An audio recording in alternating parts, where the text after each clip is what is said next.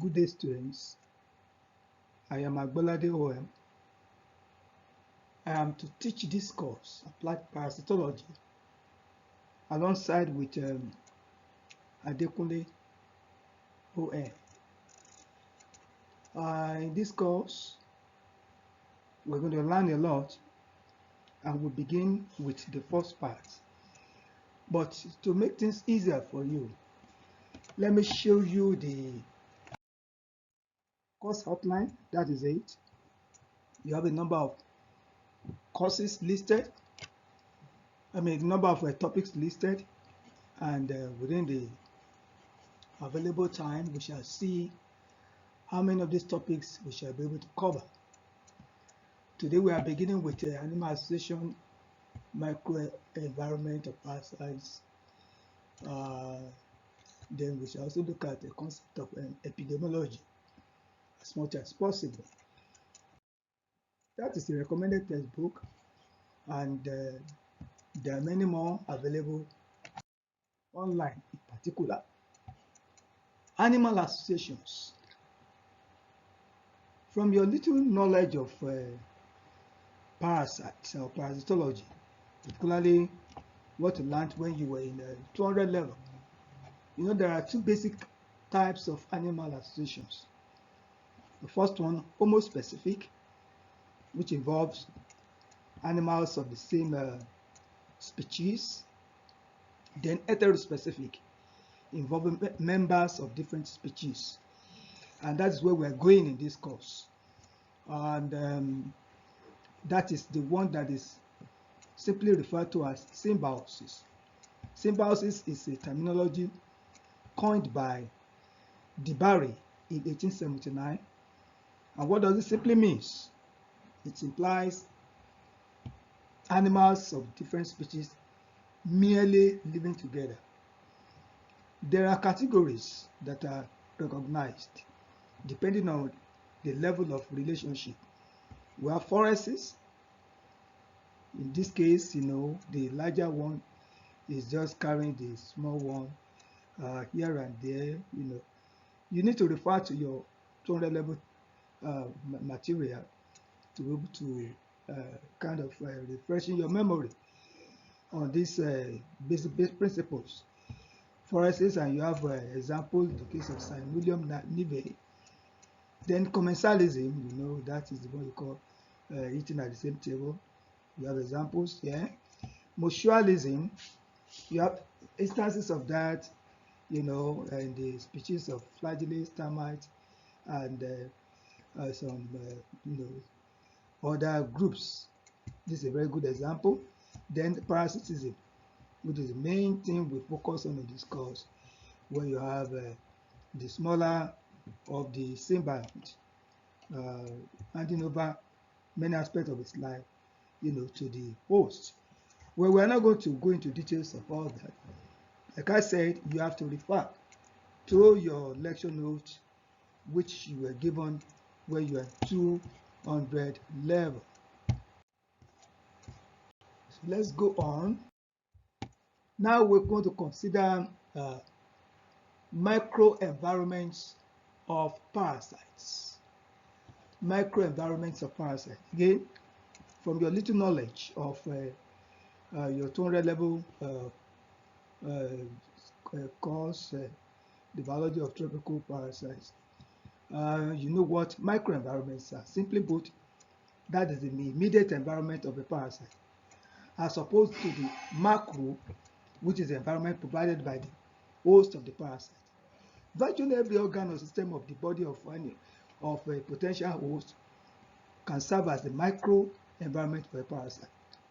And in the vertebrates, the favored areas, portions of the body, which parasites prefer, include alimentary canal, the bloodstream, respiratory system, and the like in that order preference. In some cases, though not commonly, the nervous, respiratory, and reproductive systems could be infected.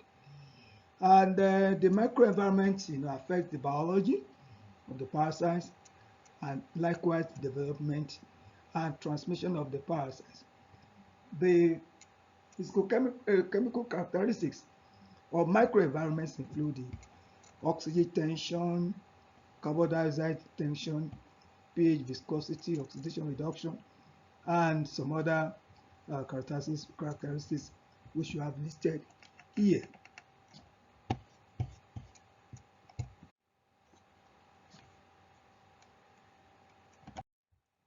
Now I go on to nutrition and infection.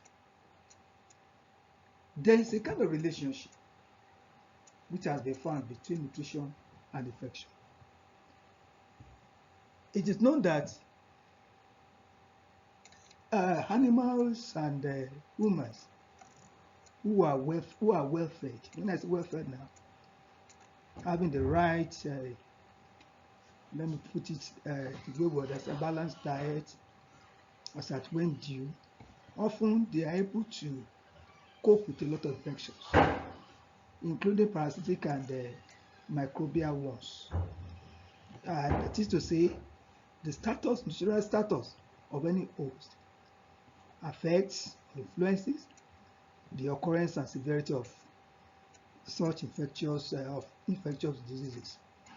And it has been known, it has been recorded that those who are malnourished, who are not well fed, they develop severe clinical manifestations and they are greater high risk of complications. And even when they do not have complications, it often takes much longer time for them to recover from such infectious diseases. And it's also known that there's a kind of mutual reinforcement of malnutrition and infection, causing disease, disability, and death. Higher mortality rate has been recorded in children, for example, in children with, protein calorie malnutrition or who are deficient in vitamin A. It is known that some infections, funny enough, impair absorption of vitamin A and some other nutrients. And a kind of circle, they call it vicious circle, has been established. This is the one I underline here, between nutritional status and infection, in the sense that malnutrition predisposes to infections, and then infection as it were now worsen the situation of animals or any human host in the area of nutrition, in the sense that it increases, that's aggravate malnutrition. Malnutrition predisposing to infection, and when the infection is established, it hinders the host from deriving the best from the food it takes. And it is known that when such hosts are,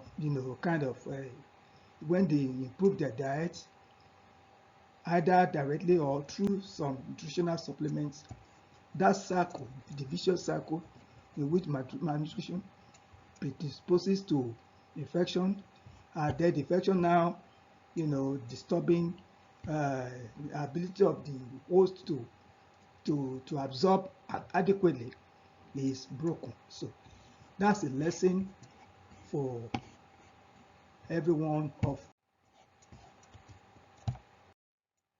Now we'll go on to this concept of epidemiology. When we say epidemiology, where does it come from? From the Greek words epi and demos. Epi upon, demos people, dispute, and then logy, study. That is the study of disease pattern and distribution within a defined community or population. It's a kind of area of study that brings together many aspects of what do you call it? Many areas of learning or study science, medicine, sociology, statistics, geography, they come together, to contribute to this issue of epidemiological studies or principle. And in epidemiology, we're interested in three important things. These are who and who, in the case of women, are affected. Where, which country, which state, which village or town, and even in the given town or village, what part. And then when. Is it during the dry season, wet season, or when? Notice that as we have epidemiological studies on parasites, now we are dealing with our parasites of medical importance. We also have, in some cases, some epidemiological studies on those that are of veterinary importance, that is, parasitic diseases that are found in animals of veterinary importance. There are some concepts which I want to make you to learn. The first one is what do you call it? There are some terminologies, some epidemiological terminologies which I want you to learn. The first one is prevalence. Simply put, that is frequency of a disease. Remember, this time around we are interested in parasitic disease at a given specific time. This term, prevalence, is qualitative. Please note that it is qualitative, quality, present or absent, and is the most commonly used terminology. It is recorded as rate or percentage. The formula is here: number affected or number positive over total number examined times 100 over 1. We continue. The second terminology is intensity.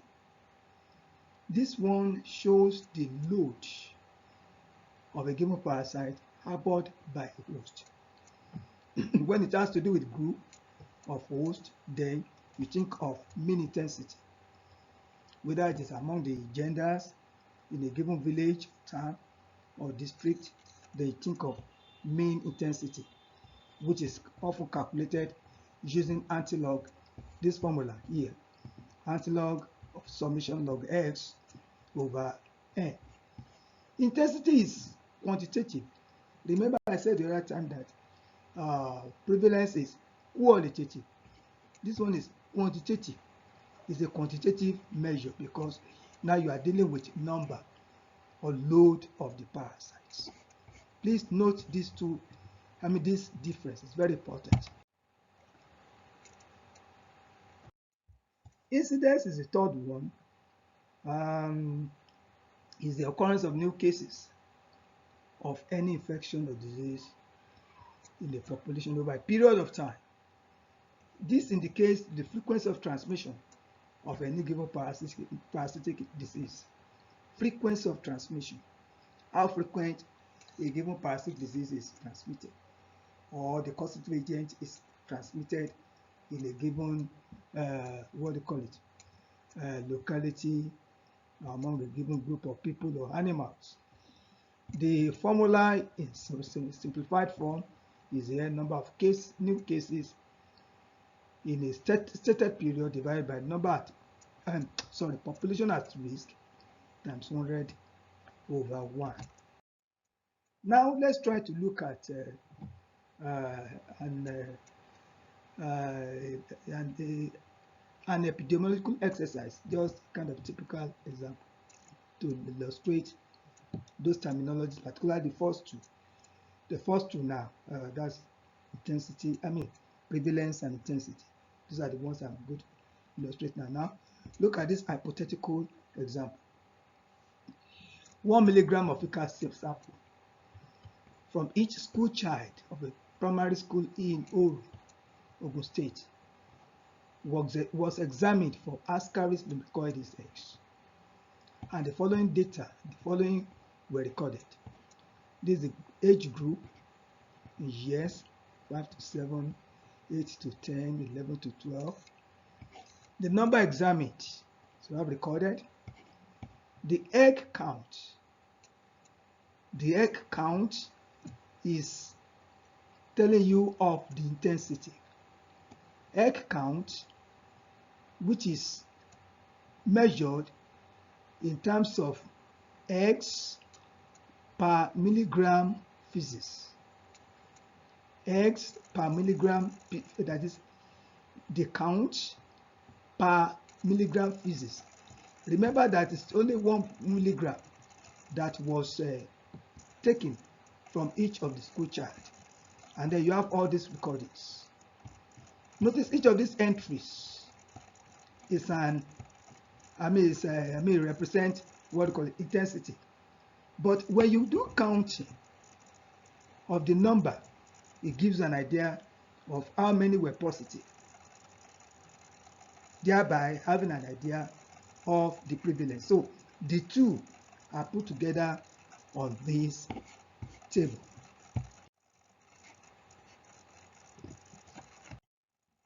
Now to calculate the total prevalence, before I go to the total prevalence, let us look at this second one.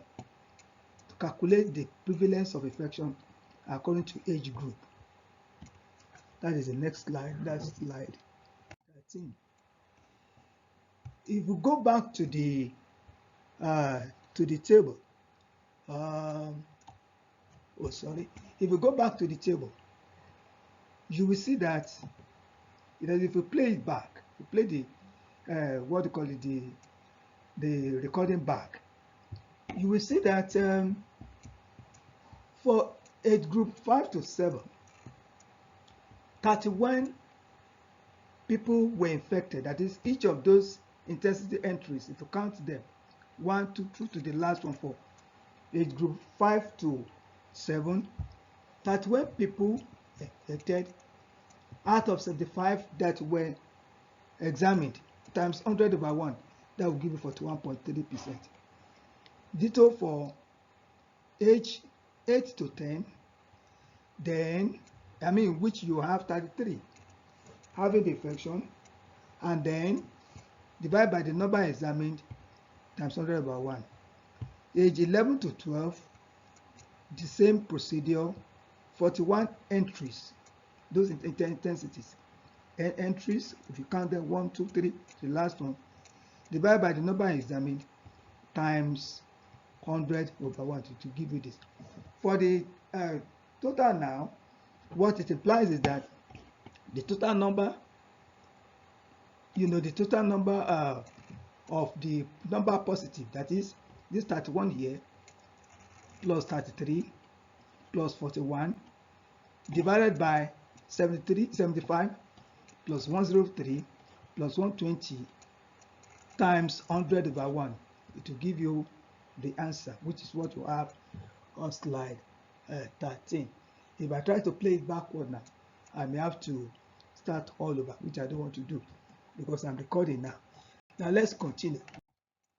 To calculate the mean intensity, remember on the table where you have intensity, each of the entries which shows positive, or that the people concerned are positive, shows how many of the eggs you have in each of those positive cases. Now what do? Like I told you earlier, the formula is antilog of summation log x divided by n. So you first find for age group 5 to 7 years, what's summation of log x? Each of those entries, what is the log x? What is the log? What is the log? Log of the first one plus log of the second one. If you have a good standard calculator, you just punch the right buttons, maybe 10 log. The next one, 5 log. As you do that, it will do the summing up. And when you are done, then you divide all that by the number of entries, which is the number of people that were infected. It will give you summation of log x. What's the antilog of that? Your calculator will give you that is that antilog of 0.8968 in this case. The antilog will be 7.9, which is 7.9 eggs per milligram feces. Ditto for 8 to 10 years, the same procedure, and 11 to 12 years, the same procedure. For the total mean intensity, you just sum up all the log x. What is the summation of log x for the first age group, 8 to 6 to whatever, the second one, you sum them up and then you divide by the total number of entries, that is those that were positive, and then the summation, the antilog will give you this. That's a very simple thing. We will just browse through it, when we, in the class later. So that's that about that. Let me give you something now on disease body. When we say disease body, this is an important feature used, in epidemiology. It is not prevalence that can indicate the burden of any disease. Even what do you call it, intensity will only indicate the load of the parasite. But the disease burden is the one that will now show some other features, which are all that not clear, use a true prevalence and intensity. For example, mortality, that's death, disability.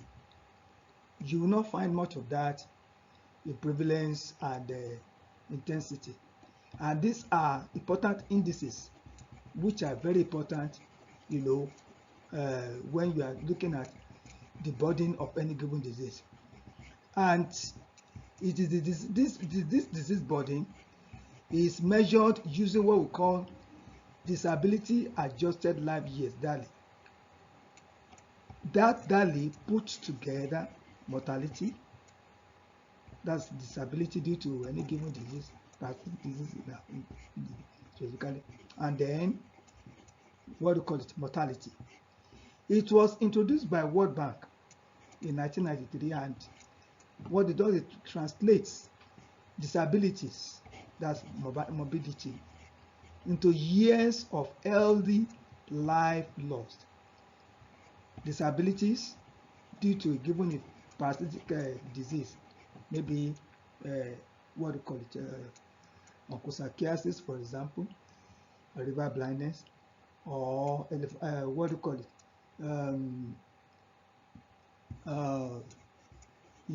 some other guinea worm. Okay, guinea worm. For example, I cited somebody having guinea worm some time ago. In fact, the person was sitting down, the leg pushed, stretched, almost, what will I say, in pain, as I would say, because as long as they have that problem until they are finally released, they will not be able to do much. It's a kind of disability due to a given infectious disease. And DALY trying to translate that the disability into years of healthy life lost. But it's kind of law. Yeah, the person is alive, but he has lost some healthy, some healthy life due to that, due to the disability caused by the infectious disease. It also incorporates the potential years of life lost due to premature death. That is mortality. Because some people, maybe due to malaria, they lose their life. And all these things, be it the morbidity, mortality, they are now put together under this canopy of disability adjusted life years, which is, the the thing that is to determine disease burden, as it were, as introduced by the World Bank in 1993. Remember, prevalence and intensity will not give you the full details of the disease body.